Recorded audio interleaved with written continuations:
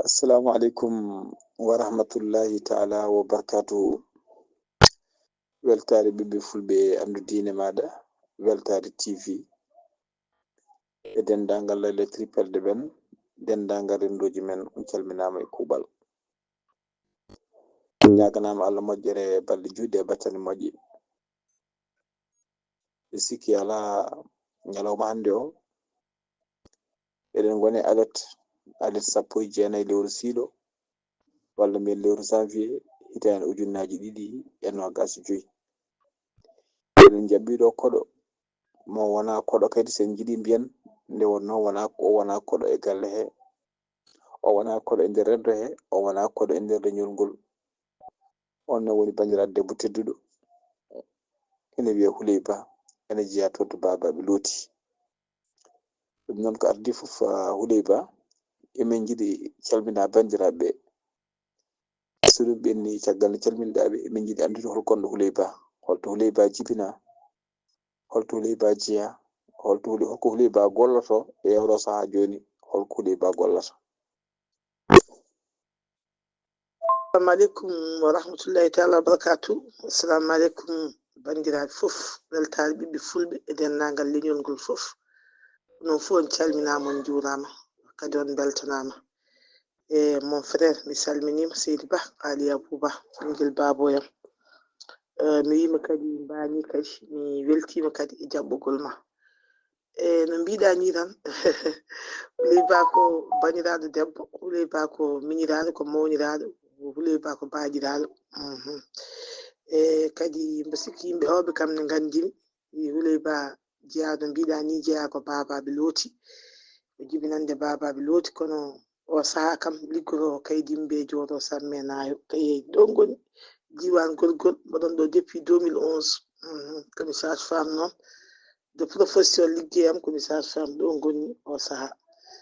gila 2011 ko ɗo ngoni hôpital Kaydi he. So ɗum ɓenni kadi oɗo saaha kadi ha joni ko hôpital Kaydi ngoni heddoto kam ko ɗi dumunnaji, kadi mi change service gonmi ko affaire sociale to. E ittara kadi eɗen gone goɗɗum kadi ko wanno ONG ji, ɗum kadi eɗen doga hen. Mi salmini onon fof kadi mi weltima ardiɓe ɗo hande kadi e rendude ma oɗo ñalawma Seydi Ba. Eyyi Seydi Ba, mi sikki ala aduna o fof heeɗima, windere nde heeɗima. Houleye Ba jeeya koto babaɓe, o golloto koto hôpital Kaydi ko sage-femme, kono kadi oɗo saaha joni walla poste o jogui to banggue social.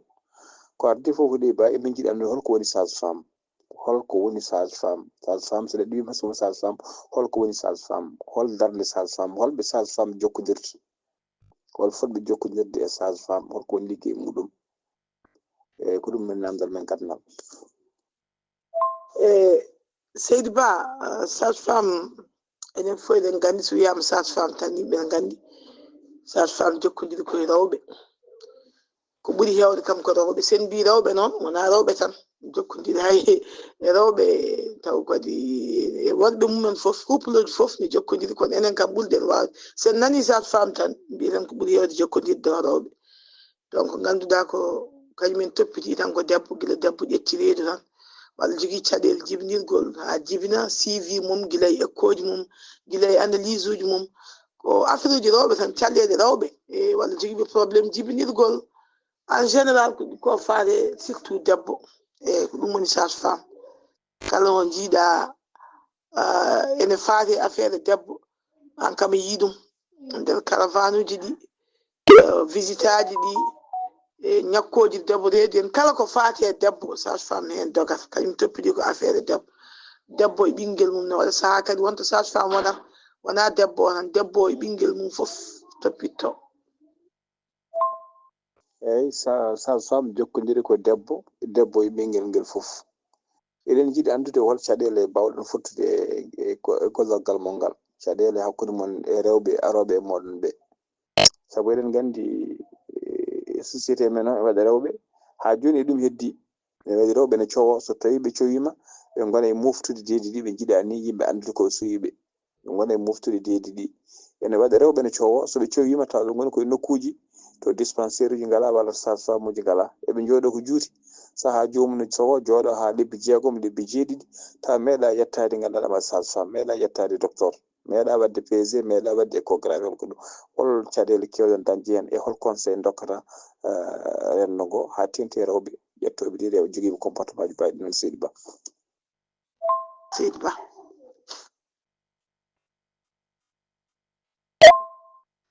bani ko kalɗa ko ne woodi ɗen caɗele min kewi dañde ɗum hay sinno ni ustima alhamdulillah joni ustima rewɓe ko hewɓe so ƴetti deedi tan kewi yadde koye dispensaire uji walla hôpital uji walla centre uji ɗum ɗon fof joni machallah seɓuɗi kono ha joni ene heddi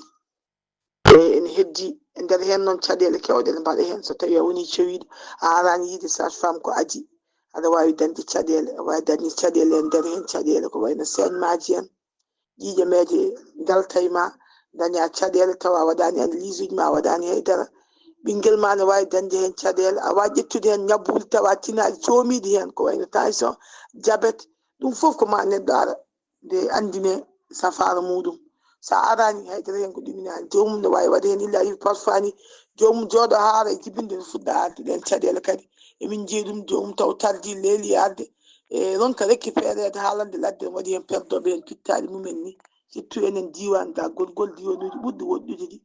ɓe ganduɗa jomumen ne goɗɗi dispensaire uji e foof e kadi jomumen ne jogui aadaji taw ko aadaji ɓooyɗi haali min wasiyam hen tan ko yo neɗɗo tinno kala to woni so tawi fayi tan yi ko famani yo ya law par ce que gara law cafreɗa ɓuuri gacca ha juura guila e dépense uji ha e caɗele ha e conséquence uji jibinoji foof e ɗum ɗon ne mbawi arde mais sa ari law kam so dattiren jiyan ko pamani tan e gonga ni sa ne heftoni hunde taw jomum ni ne waɗa visite ne waɗa fof e dañi hen caɗele ɗum kadi ne waɗa kono heewani so jomumen ji ko famani ne mbawi évacuidema nelduma e nokku goɗɗo ɓurɗo nokku mo goni o par exemple so neɗɗo ari hôpital kayitɗo ko cowiɗo dañi caɗele min gandi ɗeɗo caɗele mbawa réglade ɗo emin mbawi neldude ɗum makchot so tawi ko joom tension ngaji ɓurtuɗi walla goɗɗum jomum wiyeya walla diabète sa jibini ɓima ne wawi waɗede arde tampi wawi arde ne manque taw ne wawi couvrede wawa dandede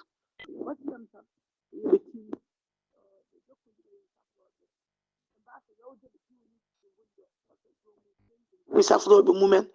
taw so gari nokkuji amen ɗi ko mbaɗanta ɗumen ko tan ko ɗumen mbaɗanta ɗumen Seydi Ba.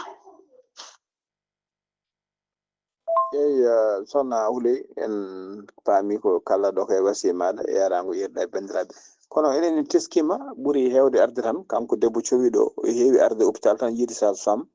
ko ɗon to heeɓi caɗele to tini musalla e makko walla to tini saignement e makko walla to tini ndiyam ne yalta e makko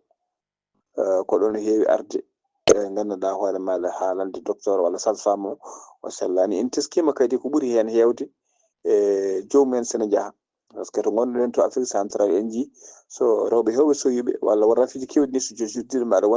wonde rafi ko an joom galle heewi yadude e muɗum jahda e muɗum saabu aɗa andi ko debbo koriɗo sahani famde doole saaha holto arata ronka famodirde to banggue ɗemgal e ɓe tawi ɗon ɓe kono to men ga joni jiiɗen debbo cowiɗo kañum tan heewi ɗaccede kañum tan yaaha saaha yaada e bannum debbo walla yaada e ƴiyekum walla je sais pas kono hewani ɗoftirde joom galle mum hewani ɗoftirde ɗum holko saabi ɗum e holko basiytoɗa hen yimɓeɓe holko basiytoɗa surtout yimɓeɓe beele neɗɗo cowiɗo ɗon to tini gandanɗa hoore maɗa ko cowi tan beele o fotani arde ɗon à temps o wiya docteur walla o wiya sage-femme walla ko ala ko ma heeɓa musalla tan nde ko foti e yiide walla ko famminta hen yimɓeɓe kadi o wasiya basiytoɗa hen bandiraɓe.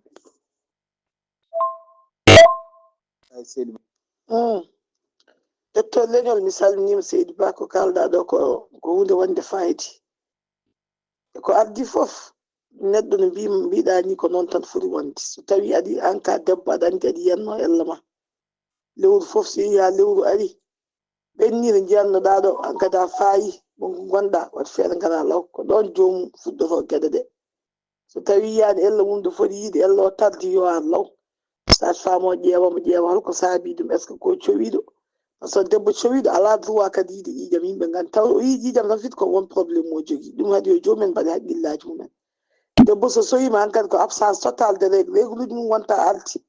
sa yomi yiye ƴiƴam tan mboɗo yiya rewɓe hewɓe ne kaala ɗum ne mbiya komi cowiɗo kono min kam so woni cowiɗo mboɗo tuƴƴa mboɗo ɗumina ala wonde woni caɗele so ala caɗele a falani tujjude ɗum noon jomum foti nden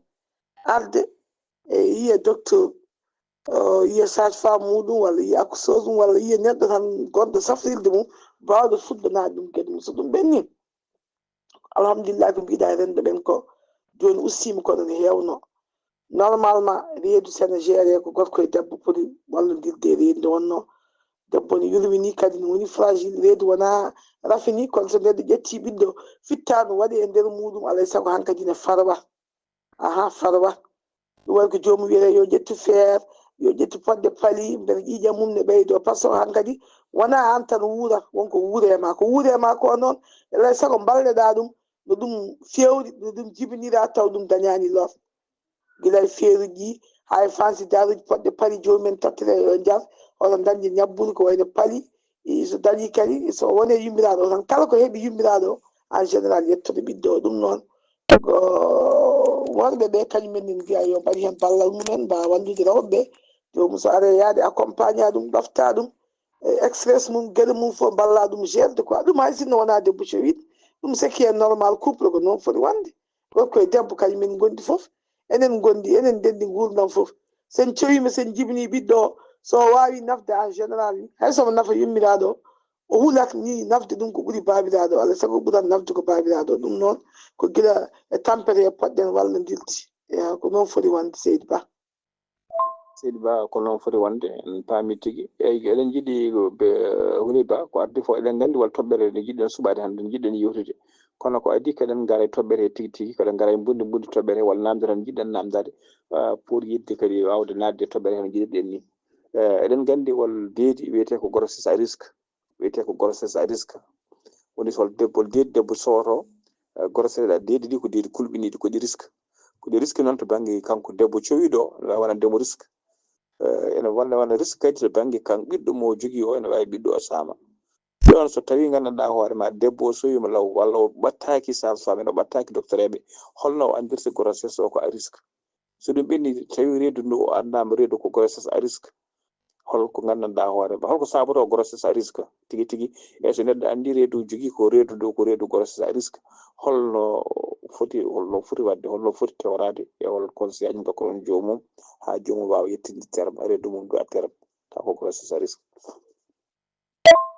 docteur Leñol mi salmini kadi mi heeɗima namdal ma ngal grossesse à risque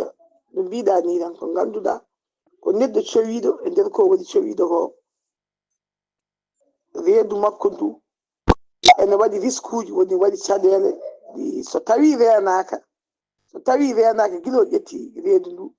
no wawi jibinoya caɗele ɗe noon no mbiɗa ni ne wawi wonde caɗele to banggue ɓiɗɗo ɗo ne wawi wonde caɗele to makko ni ne wawi ni wonde caɗele ni ndeysan ha saabo mayde jomum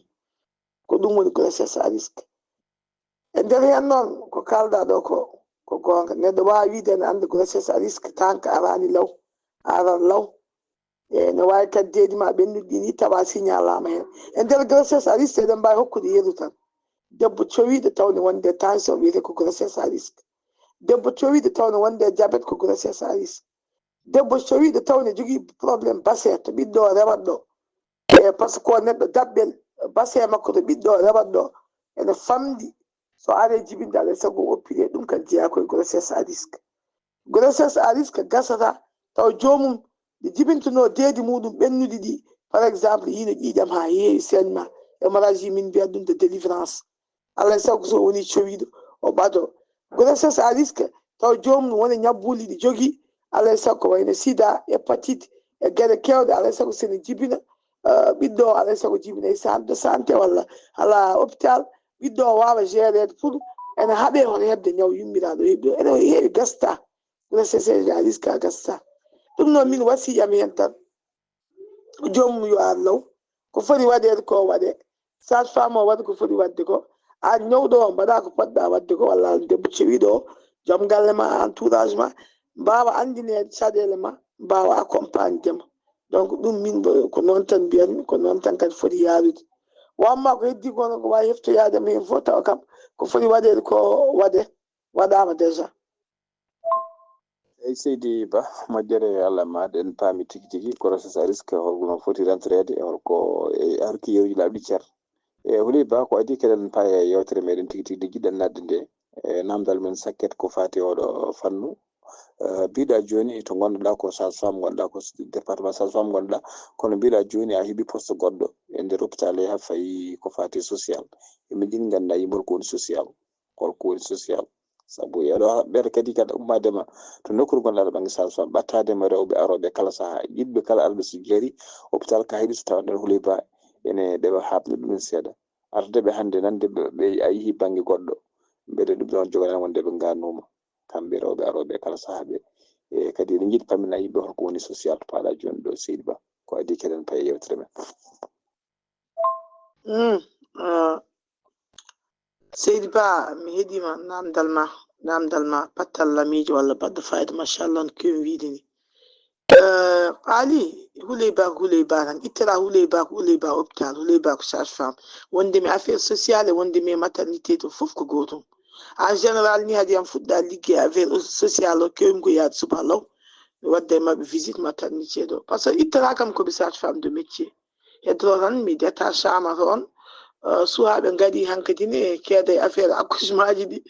e famide wonno kan liggaji ɗiɗo ko liggaji musɗi ganduɗa hankkadi so suwaɓe gaɗi alay saago mawɓe kañumen ƴeyante ko ɓuuɓi seeɗa gabbito hen kono haydara ittata Houleye ko Houleye Ba ittata maladuji am yimɓam bandamen kala garɗo ko fati e rewɓe ɓe mbaɗa paaɗi yaadude mum mbaɗa paaɗi accompagné mum kadi ɓe goppumi toon ɓe kadi ko yimɓe ganduɗa ko miñiraɓe machallah mawniraɓe ngala probléme ha joni mboɗo jokkodiri e mumen waɗi probléme goto ɗum yo ɓerde jomumen ndeeƴa hen so ɗum ɓenni affaire social ko hunde ganduɗa hikka projet inaya kesso garɗo gorgol santé o en yiiɗi wurtinde ɗum eyyi par ce que projet ji mbaɗi ni so ari alay saago population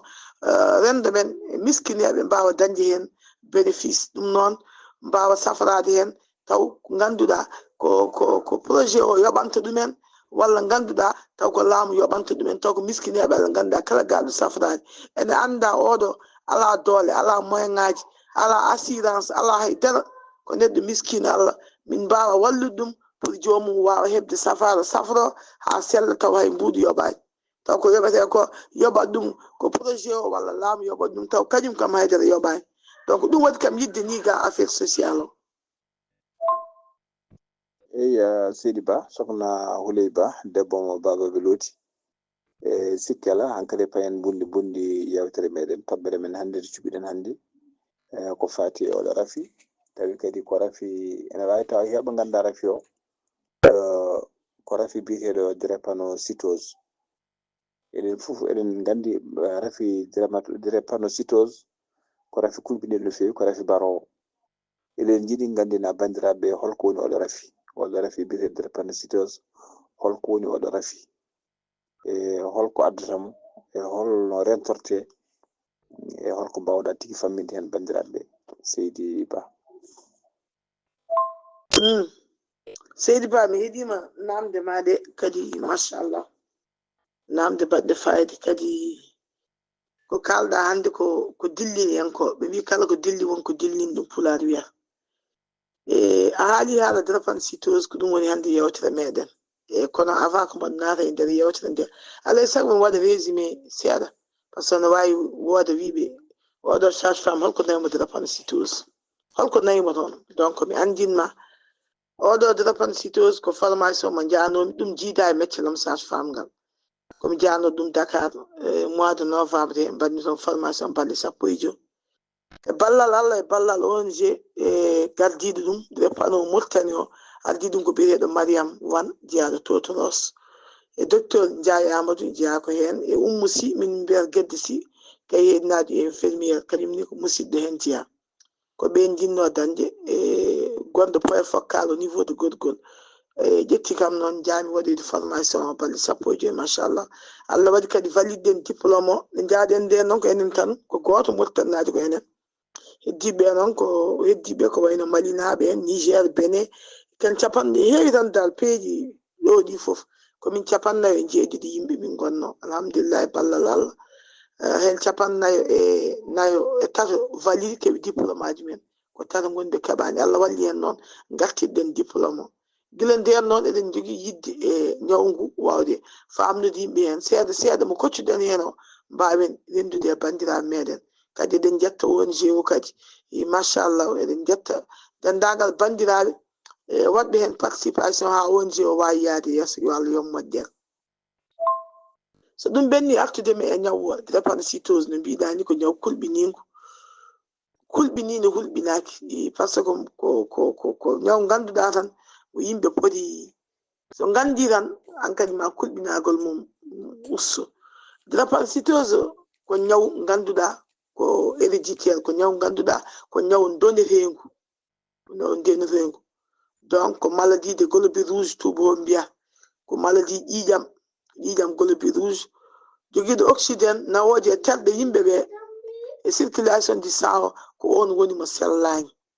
globule rouge o ko on wonata mo sellani e so tawi noon en mbi maladie héréditaire holko filti ko ñaw ganduɗa koko rona neɗɗo wawa wonde drépanocytaire taw ƴettani e yummum goto ƴetta e bamum goto so alle chromosome ni yimɓe mbiyat ni kadi wona kala chromosome e nder neɗɗo to tagodi ndi watte heɓata ñaw ngu ala ko chromosome 12 donc neɗɗo ne jogui chromosome aji peeruji mum nogasi tati donc e nder pierre 12 ko ɗon ñaw ngu wona donc saɗa wona drépanocytose aɗa heɓa ñaw ngu aɗa rona e jinnaɗo ma ya taw jinnama ma ɗiɗo ɓe goto e mumen fof wonko addanma goto fof adda ss ne mbawa wonde ƴettude ñaw ngu e so tawi jomum aɗa hawra e jinnaɗo ganduɗa jogui ko as goto jogui o ss jomumen ne jogui sens 1000 sens kadi ƴettat tan ñaw ngu donc ɗum waɗi wiyede wona ñaw ganduɗa ndaaɓo ala ko ñaw ganduɗa donagu koto neɗɗo tagateɗo koto formateɗo ko toon ñaw ngu ƴettere globule rouge ƴiƴam o noon no paami tonni so woni normal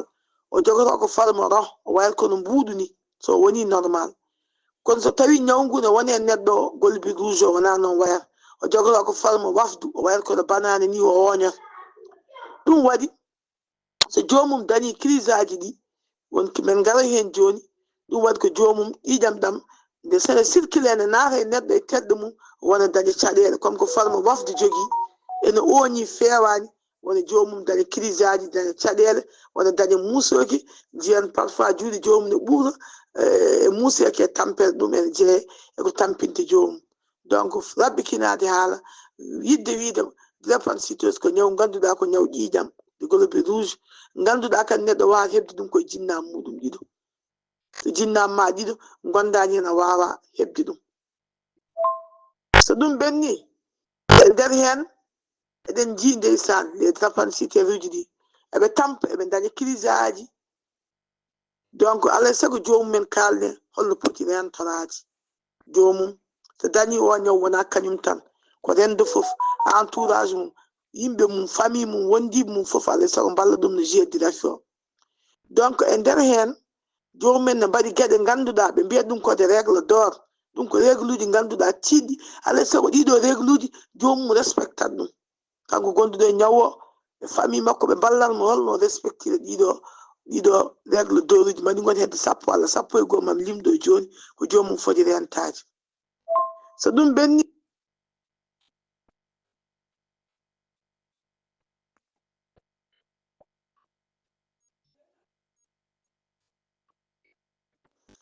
e nder hen jomum ene wiya yo yar ndiyam yo teddin ndiyam drépanocytaire kala to yiya foti ko jogade ndiyam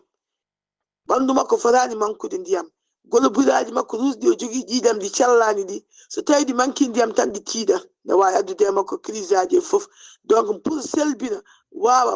wadde facile no wawi jomum wawa ɓennude e nder ƴiƴam mum toujours jomum wiyete ko yo yar ndiyam ko famdi ko fof 3 litres par jour o yo yar kanko drépanocytaire on wawi ɓurde ɗon ni kono yo yar kala to yiya kala tomi yaha butel ndiyam fotani sertude e makko wonde nguleyki e wonde ɓuuɓol e nder hen jomum ene wiya yo ñaam ñamdu taw ko ñamdu celludu taw ko change adu kadi ne changé wona ñande fof tan ko ɗum ñamata ala waɗa changement wawa ñamde ñamele baɗɗe vitamine pour ne walla ɗum e ƴiƴam par ce que so woni drépanocytaire ko mankade toujours ƴiƴam hankadi globule rouge o ko ñawi emo globule makko ƴiƴam makko ko foti wonde 12 13 toujours heewi wonde tan ko 6 jeetati nde sari ko yettoto 9 ɗum waɗi noon oxygéne fofa ko na waɗata neɗɗo ha wonay waawa fofde walla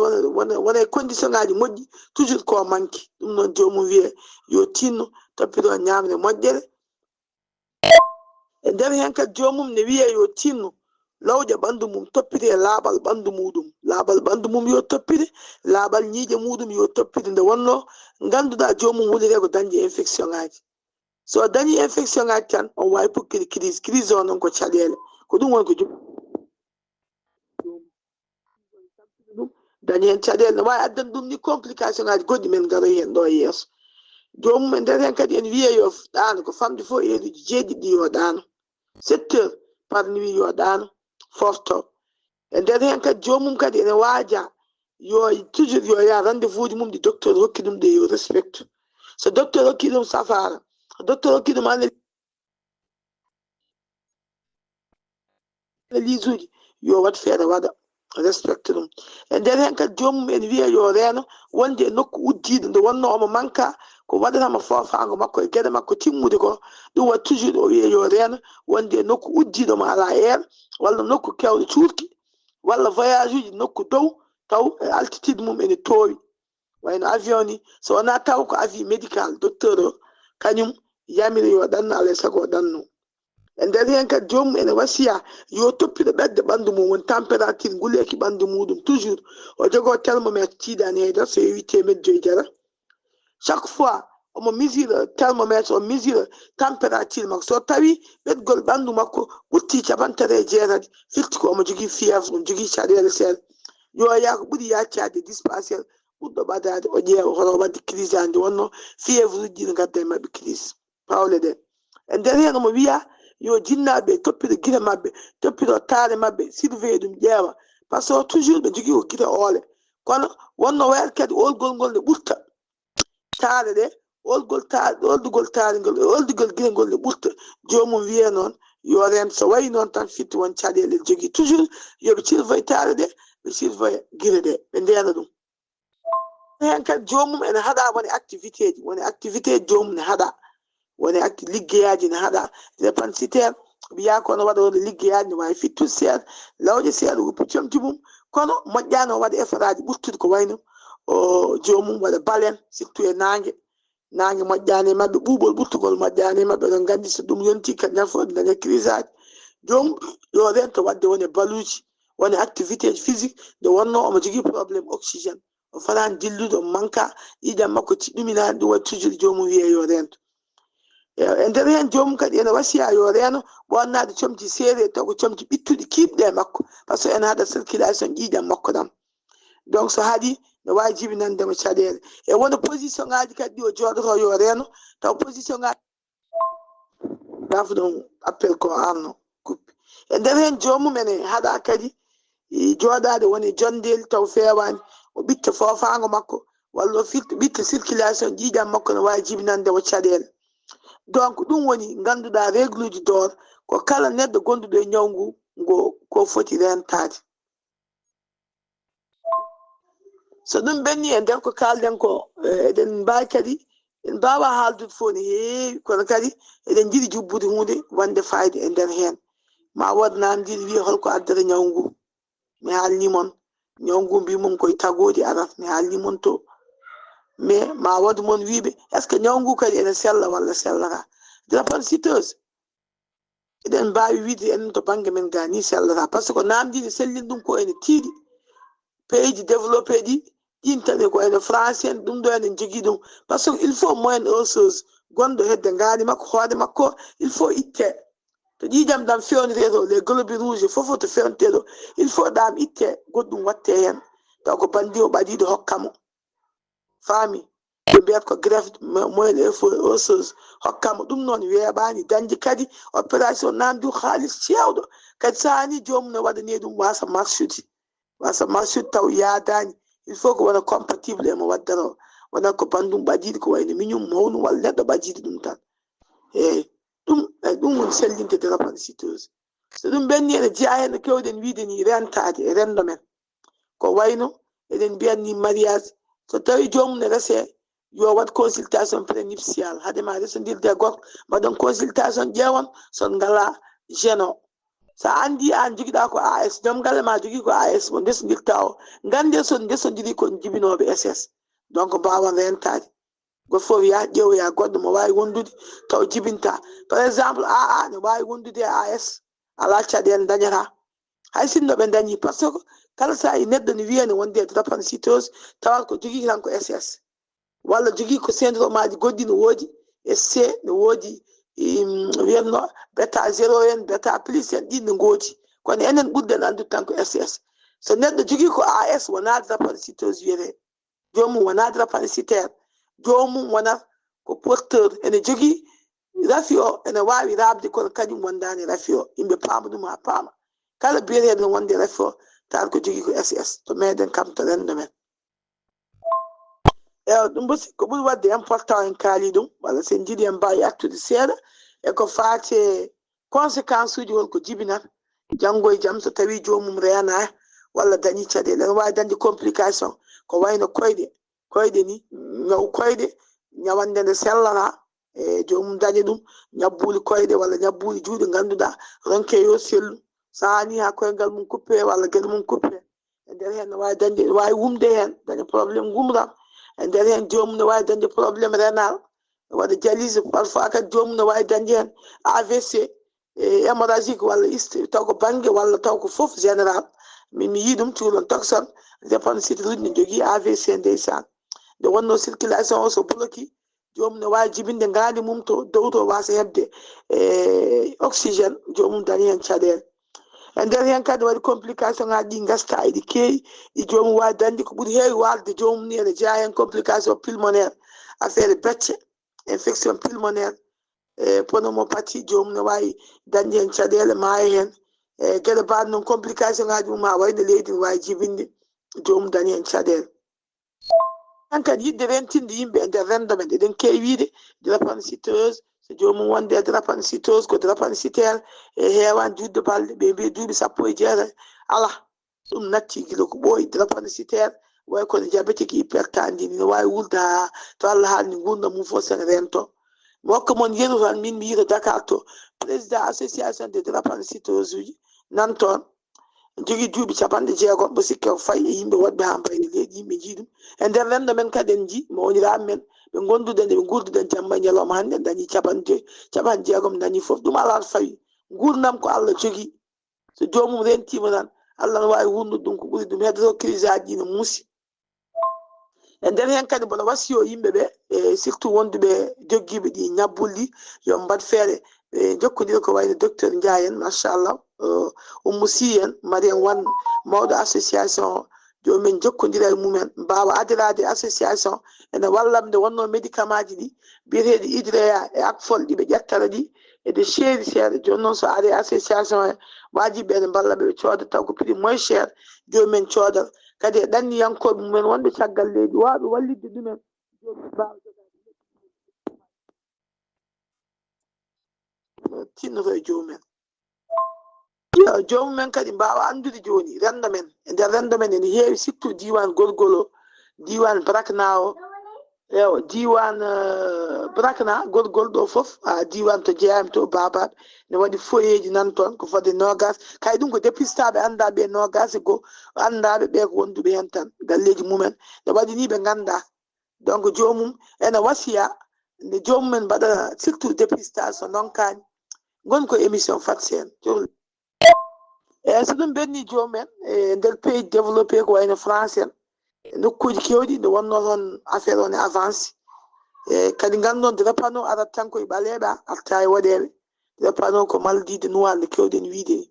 ni jomumen ganda ɗum kono Allah waɗi tan nana Afrique Europe partout ala fota ala donc jomumen yo tinno mbaɗa dépistage dans les pays développé no mbimi ni dépistage ne wawi waɗe jomum so woni cowiɗo e guiƴiraɗo o itte hen waɗe dépistage guila no woni reedu e guiƴira walla pose des eaux woni pular no wiyata ɗum ni pose des eaux woni ndiyam ɗam to ɓiɗɗo o wonata ndiyam ɗo to kufreteɗo donc ndiyam jogotoɗam pose ɓiɗɗo o kadi ne wawi ittede en jomum ƴeewe guila no woni reedu kamɓe nden en mbawi jomum wasa jibinede ni waɗa avortement walla gueɗe fof enen kam ken julɓe en ganda ɗum donc so neɗɗo faayi so jibini ɓiyum ɗon e lebbi 6 yo essaye wadde dépistage appareil baɗirteɗo on on alhamdulillah o saha omon ɗo e kay omon no action bo sik mottani wattan ko ɗiɗi e hôpital national yante hôpital kaydi ko heddi ko dans les privés e wamma noon waɗi dépistage uji rapide so jomum fayama ene wondi hen ƴewane so tawi noon dépistage rapide o holli jomum ene wondi hen ɗe waɗani analyse uji ko woni ko wiyete électrophorèse woni affaire ƴiƴam o donc fof ne woni disponible jomumen mbawa ƴewtade nde wonno cuulel ngel so tawi woni jogui rafi o omo jogui min mbiyat ɗum hémoglobine fatal min mbiyat ɗum e cukalel yawata manifestude e makko mais omo mawna hunde nde nde ɓeydo alte makko nden noon on saaha jinnaɓe kewi découvrir wonde omo jogui ñaw o jomumen mbawa kadi toppitede guila kadi e jangde mumen école nde wonno jomum so wondi hen kadi gueɗe mum fottata tan wawa encadrede yiiɗane jangguinoɓe kala ko peldi école tawane ha heftude galle ewa kadi jomumen kadi kolle kadi guila e école aji mumen musiyaji mumen kalde gandine jomum kadi ne wawi wadde crise aji mum école won médicament ji ko wayno para ibuprofène ɗe jinnaɓe pour jogade e galleji ne waɗi médicament ji goɗɗi noon alay saago so jomum waɗi crise ko ma nawe hôpital ko wayno ƴiƴameje ɓeyde e mum walla ƴiƴameje mumen uste mbaɗe hen ƴiƴameje goɗɗe gasata safruji kewɗi no mbaɗe hay sinno Mauritanie développe hay no fewi Sénégal kam ne développi kono kam wonko Mauritanie naɓe kadi mbaɗat hen kadi ko mbawi donc min wasiyam tan ko yo yimɓe tinno mballa ɓe ganda ne jurmini ko ñaw ganduɗa jurmini ko ma jiya ɗum ma jangga ɗum ɓeydoɗa andade ko yurmini jomumen tayani kadi gaddani e koye mumen ko Allah adde mumen donc mi salminima qaali Abou fof kadi machallah mi weltima no fewi kalde ko ɓuuri ɗum kono ko haalire ko ne wonno no heewi e kadi numéro am ne won disponible kala joguiɗo hen ko yiiɗi humpitade ko anda no wawi taw wonko kumpiɗimi hen mboɗo wawi wallodirde e mum walla tawi wonko yiiɗi ɓeydude hen kadi ene yiiɗi ɓeydandemi kadi mboɗo wi ɗum kadi bisimilla oɗon jerlo oɗon jaafo nde wonno haala weeɓani kala to tata hen kono banggam to mi salmini mi juurima kadi mi weltanima renndo go foof kadi machallah mi weltima no fewi Wuley Seydi Ba salminama juramen cuwa surtout taw a haali ɗo hen nene wonde rafi o ene waɗi machine aji hande appareil uji mbaɗoji dépistage guila temps so jomum jibinaɗo ɗon cuuɗi ngel jibinaɗo guila to banggue jaadiɗo mum waɗe ganduɗa waɗa test watte ƴeewe tawi no wondi hen walla wondani hen Houleye Ba so tawi ɗum jomumen mbaɗani ɗum bel hol maali yiyete e neɗɗo walla neɗɗo tan maali yiyete e muɗum ha yimɓe miijo oɗo wondi koye oɗo mali rafi biyeteɗo drépanocytose beele ɗi maali tan jiya neɗɗo tan gam jiyamo tawa yimo tan e tagoyde makko suppose noon jirta neɗɗo tan oɗo jiya waɗi ciñol tan miijiɗa oɗo no wayni yataw wondani e sukara walla oɗo no wayni yataw ala rafi goɗɗo tan mo pamata tawi kanko on rafi so neɗɗo wondi e mum beele aɗa yiɗɗum tan an docteur o walla hayso neɗɗo mbawɗo teskade tan ganda oɗo neɗɗo de yataw wona oɗo rafi biyeteɗo drépanocytose wondi so ɗum ɓenni namdal men gongal jiɗɗen namdade mbiɗa rafi o ɓuuri wawde ɓuuri hewde koye nder Afrique kadi mbiɗa rafi o ko jinnaɓe heewi heɓede jinnaɓe o jogo AS o jogo AS soɓe ndesodiri soɓe ndesodiri ɓe jiiya ɓiɗɗo daña SS ɗum woni rafi o beele ɗon kadi ko fati affaire aɗa sikki dewle taw ko dewle ko mbiyeten mariage consanguin woni dewle resdirde taw yimɓe ɓattodiriɓe jiiduɓe wol jiidugal yummiraɓe men jiidi ummo e baba walla babiraɓe men jiidi ummo e baba jomumen ndesdira beele ɗum kadi ɓeyta risque en mbiyata kañum woni sababu mais ɓeyta risque rafi o ha kene dañe taw koye dewle yiƴam jiiduɓe ɓattodiriɓe beele ɗum ne wonta sababu kadi ha rafi o feeña Ali jafɗa appel ko arno namdal ma ngal ne waɗi fayida Ali e nder hen mi haali surtout so jomum woni cuulel ɗo bojji ɗi kewata jomum toujours to yaafo kene wayno par ce que no muusi crise aji so ngari jomum wawa maîtrise muuseki mum Allah e mum muusi hay sinno woni mawɗo seeɗɗo jomum toujours jokkorɗe ɗe gona koye muusde sahani ndeysan jokkorɗe jomum to jaafo ene ɓuuri ko wayno jokkorɗe juuɗe ɗe jokkorɗe koye jira tan kadi woyto ƴiye ɗe eyyi ɗum ɗo fof jeeya koye maale muɗum e surtout kadi anémie o jomum kala ko waɗi seeɗa tampat nde wonno ne jogui probléme hémoglobine muɗum o globule rouge o ne jogui probléme donc toujours jomum to yiya foof guira mum ne dañoyi walla guira muɗum ene olɗi jomum wiya o ko mankade ƴiƴam toujours juuɗe mum ne dañoyi nde wonno kamɓe toujours eɓe manka ƴiƴam ɗum ene jeeya ndeysan e maale neɗɗo ganduɗa oɗo sa yi ne wayni tan toujours a miijot joom ne jogii drépanocytose joom ka tulta ko rafa tan to rafa serta e rafi e balɗi tati nayi fof jiya joom kadi ko yani toujours so cuhlel wayi noon moƴƴi ko joomen ƴewto ɗum mbaɗoya dépistage ƴeew ko dépistage o noon ko kañum wiyata aha ko ɗum wondi to ko suspect tan joomum ko faaya kono ko ma waɗa dépistage machine aji ɗe fudde confirmude no wondi hen eyyi sokhna Houleye Ba namdorab sakkere maɗa toujours aɗa haala crise aji jomum mbiɗa joom waɗa crise eɗen jiiɗi andu crise aji holno fannude crise aji ɗi mbayata mbiyete ko crise aji hono crise aji gonduɗo épilepsie woni jano bargal crise aji aɗa andi mbiyete ko noon crise aji ɗi mbayata holko mbiyete ko no wayata e holno holko serndi crise aji muɗum e crise aji jano bargal woni épilepsie jano bargal épilepsie jani crise aji holko serndi crise aji ɗi walla holno crise aji ɗi mbayata kañum sabu saha kala kala mbiya aɗa wiya joomum waɗa crise joomum waɗa crise saha ko to école walla goɗɗum mbiya école aji ɗi kalan tawata joomum crise o ari mum ande beele crise aji ɗi ko joomum fekkorat walla ko joomum wona koye wullude walla joomum sekat eɗen jiiɗi andude kadi maali crise aji ɗi Seydi Ba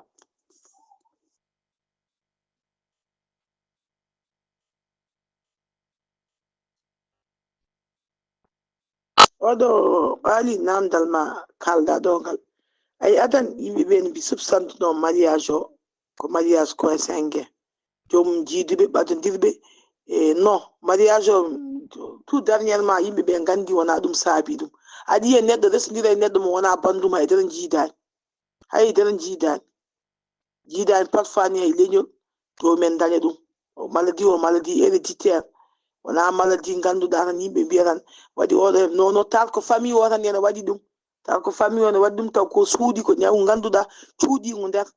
jomum waɗani dépistage andetake so tawi noon ɓiima dañi ss en général ko nden heewi wadde sa dañi ɓiɗɗo ñawɗo a nayi ɗum hôpital wiyama oɗo jogui o drépanocytose hankkadi a andi an yummiraɗo aɗa jogui gène soit joguiɗa ko ɗiɗɗi walla soit joguiɗa ko goto babiraɗo o kañumne soit jogui ko ɗiɗɗi soit jogui ko goto ko on saaha noon onon ne mbaɗon dépistage wona hankkadi ganda an joguiɗo ɗum o ta jinnama kañumen woni hen joguiɗo ko noon ñawngu aldat donc wona coincingue tan ko en général kadi ñawngu mbimami ko ñaw ɓaleɓe quoi noon mbimami ko ñaw ganduɗa ko ñaw ɓaleɓe mbimami mais nana Europe nana États-Unis nana France partout ala ñawguto ala kala to afrique ji goni ñawngu nan ɗon wona afrique ji tan waɗi amérique latine en amérique aji ɗum ɗo en les noirs ɗum ɗo fof nani hen e nder crise aji ɗi ɓe mbiya ɗum ko crise vaso occlusive noon ɓe mbiyata ɗum donc ganduɗa ko crise aji ɓe mbima kamɓe les drépanocytaire ɓe mbi ɓe mbawa définir degré crise aji woni mabɓe ni ene mbiya est ce que sa ƴetti ƴiyal neɗɗo a tappi ha moññima douleraji ko jomum santata ko kamɓe tan e Allah e nelaɗo mum gandi douleraji ko muuseji crise aji muuseji ganduɗa woni degré waɗi façon ngaji safara tati ɗiɓe keɓa palier o ɓe mbiya ɗum palier 2 palier 3 palier o woni to mbimami yummiraɗo o famille o ɓe mbawi jogade ɗum galle mabɓe ko wayno paracétamol ko wayno ibuprofène ene mbawi jogade palier 2 o noon so tiisi crise aji ɗi marchani ene wayno ko wayno médicament injection ngaji pikkiraji biyeteɗo trauma 10 jomum pingue palier 3 o noon ganduɗa degré hankkadi wonto heeɓi e degré o ne waɗi degré o ne misilté muuseki douleraji alay saago jomumen mbaɗane ko wiyete morphine noon ɗum ko médecin waɗata ɗum jogui ko seringue mum jogui ko machine mum moftani wattaki kono minen min jii ɗum sénégal naaɓe ne mbaɗi ɗum nde wonno eɓe jogui centre mabɓe mawɗo mawɓe ƴettata en charge les maladies drépanocytaire donc ko crise aji ganduɗa muusɗi jomum kene wayane daare dande mum so sagar so yummira so ɓiɗɗo o wawa maîtrise ade komo waya il a dit des fois waɗani anémie jomum ma ɓeyde ƴiƴam min mi yiro sénégal soit ɓe canjante ƴiƴam ɗam ndeysan chaque mois jomum aɗa crise aji so waɗi ustane ƴiƴam ko wayno kadi 600 cc itte ƴiƴam mum waɗe hen ƴiƴam kesam taw ƴiƴam wondani e drépano pour wawa circulde ƴiƴam mum Allah e ɗum yurminade tout le temps jomum ko ɓeydana ƴiƴam tout le temps jomum ko manque ƴiƴam tout le temps jomum kone wayto il arrive des fois no mbimami wayto asagal wayto koyɗe wonto non jiida crise aji yande crise aji non ko douleur aji museki museki yurmini kadi eyi seydi ba ɗo kadi famamuya heɓama eyi namdal men hankadi yewtere nde fuɗɗima woddude kadi eɗen gandi ka dawowo noon eɗen jiiɗi ɗaccude mo jokka golle maɗa Houleye Ba jiɗɗen namdade joni ko wasiya wal wasiya ma basirɗa fade rendo ko ardi foof wasiya wal wasiya basirɗa rewɓe saabu eɗen gandi rewɓe hewɓe ha joni heddito men to debbo sowo balde walla lebbi gasani wonata ni koye suude reedu mum yiiɗa hay goto anda yiiɗa yimɓe ganda ko cowiɗo ene suude reedu mum saaha debbo o sowo mbiɗen so tawi ala musalla mo heeɓi walla complication heeɓi o heewi arde tan suudu safrirde walla suudu garwinirdu ko saaha mo o garwi o ara gandanɗa hoore maɗa jibinti hol wasiya saabu eɗen gandi waɗi danger saaha tawa ɓiɗɗo ko mal positionné saaha tawa ɓiɗɗo o wuura nder reedu saaha fof eɗen gandi ɗum wawi wol conseil dokkataɓe ɓe rewɓe sowiɓe hol conseil dokkataɓe kala saaha wawde ɓe ɓattade docteur wawde ɓattade de sage-femme wawde ɓattade gandanɗa maternité wawde waɗede PG waɗede échographie gueɗe mbaɗe noon namdal men walla wasiya men goɗɗo mo jiɗɗen namdademo walla wasiya dokkata faadi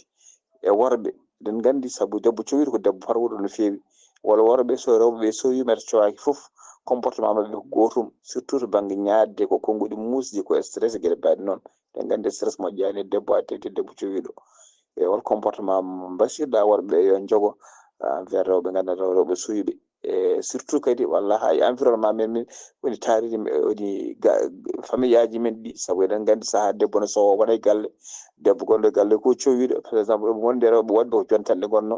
kanko mo sowi won changement o jogui o wawa won gueɗe o wawa kono yimɓe galle ɓe nanguiramo ko ɓalejo reedu nanguiramo yiiɗa liggade heddo ko haaluji musɗi ko haaluji mettuɗi ene forsamo saaha omo fo liggo tawa gandanɗa hoorema ko wona e hattude makko e hol conseil kadi dokkata faade walla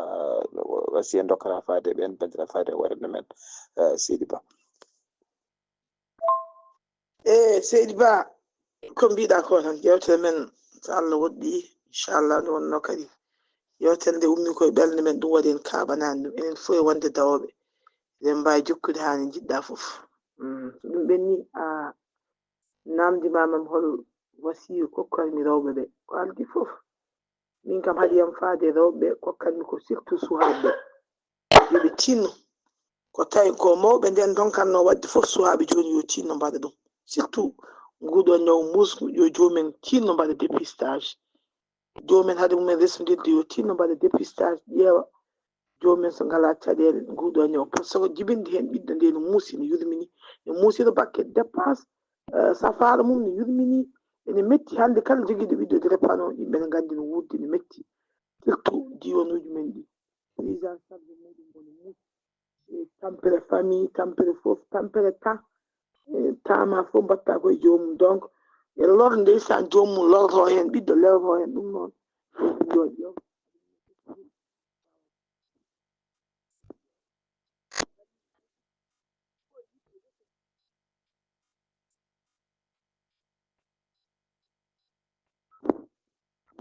sukaɓe ko ɗum ɓenni ko heddi ko wasiya gaddanmi rewɓe ko yoɓe tinno debbo kañum woni foof galle ko debbo enen gandi galle ko debbo entourage ko debbo debbo jogui foof so tawi galle debbo wayani no foti wade sellani famille sellani enen fof eɗen gandi hande so yumma sellani an haali abou aɗa andi ɗum hande so tawi debbo sellani e galle aɗa andi ko jogata e galle donc kañumen doodi kala ko fawa e galle debbo ne jeeya e doodi ɗum noon yo jomumen tinno balle so tawi jomum woni cowiɗo surtout seɗa wonde ma an ka joom galle muɗum essaye wallodirde e muɗum kalna ɗum balla ɗum tan foof e guila ñamdu mum ha ene foti waade par ce que sa ndeysan neɗɗo ne dekkona surtout régime aji e ñamele tawa an aɗa wawi accompagne ɗum ha mbawon jibinde ɓiɗɗo baɗaɗo barke ni hay sinno wona celluɗo so tawi omo selli o waɗama barke kadi ene weeli jomum mbawa accompagne ɗum mbawa soulage ɗum par ce que reedu no muusi lebbi jeenayi yimɓe ne gandi sawde hen ɓiɗɗo hande kala neɗɗo ne andi gonde gorko walla debbo ene muusi donc ballodiren hen couple uji ɗi tinnoɗon accompagne rewɓeɓe guila e safruji ɗi kala ko gadde mum mbawan wallude ɗumen no codiri kala ko docteur haalan ɗum e s'il le faut ga rendez-vous ji mabɓe ɗiɓe jogde sage femme uji kala nde ɓe jaaha jaadone mabɓe mbawan andude koɓe mbiya ko mbawan walludeɓe jaggude donc enen kadi rendo men enen rewɓe nde kewmi wiide ni kewi caɗele surtout e gonka meɗen so tawi an debbo konoma wonno jiiruɗa ɗum ko o cowiɗo ene faadi woni liggeyaji wawa wadde aɗa wawi wallodirde e muɗum mbawa waɗande ɗum ande janggo e jaam tuuma ne wawi arde waɗanma donc laaɓodiren deedi mbawon tinnade e galleji mbawon tinnade e suwaɓeɓe donc min ko ɗum tan woni wasam wasiyam eko kalmi ko eko mbawmi wasade jomumen ko e tinnade mumen toppito safruji mumen nde wonno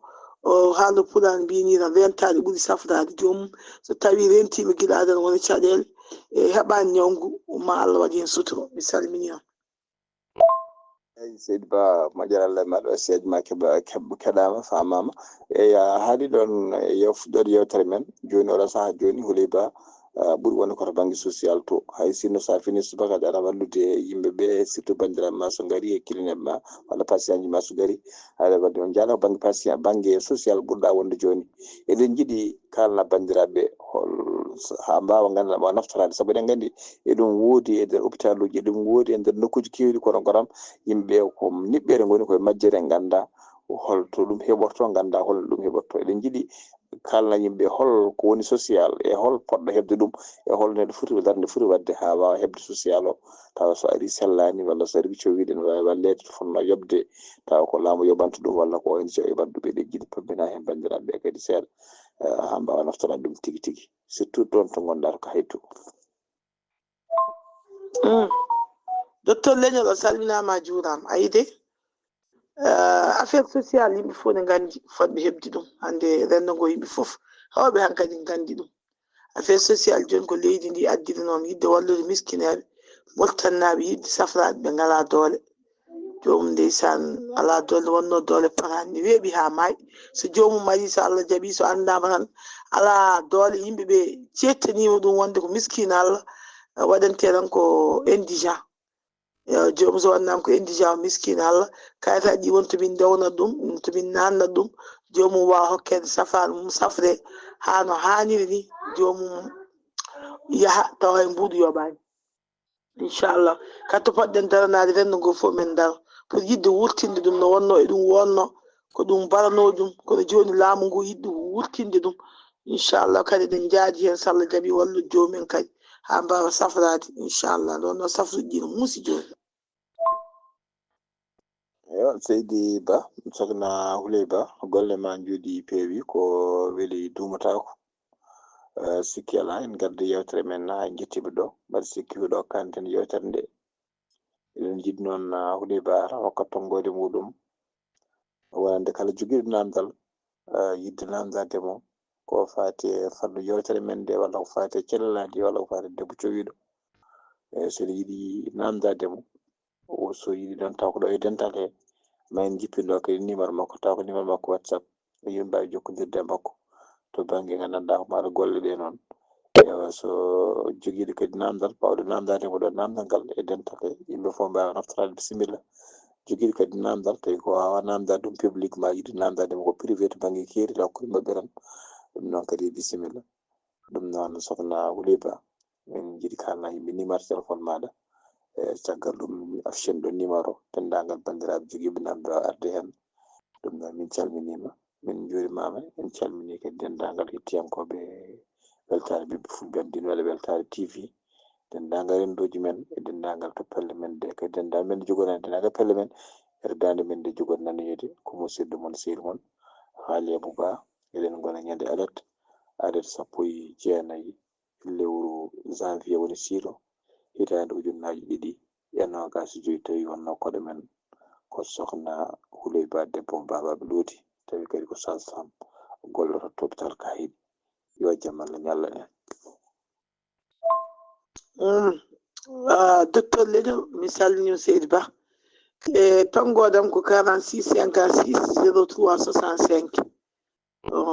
numéro tan ni presque jogui WhatsApp o e appel direct o fof kanko 46 56 03 65 kala nodduɗomi inchallah ma heɓam so tawi par WhatsApp so tawi ko direct inchallah so woppi message ɗum tan somi tawi ɗon mami jaabo ɗum mi salmini juurima mi ñaguima Allah moƴƴere kadi mi ñaguima yafuya eyi ɗum noon bandiraɓe musidɓe tedduɓe gasi ha laabi seeɗa ko ɗum ɗo woni ko tonguɗen yewtere men tawi kadi jewtiniɗen koye Houleye Ba ko debbo mo babaɓe looti ko sage-femme liggoroton to hôpital ka yiɗi noon ketki malaki jam yo jam Allah ñalla en.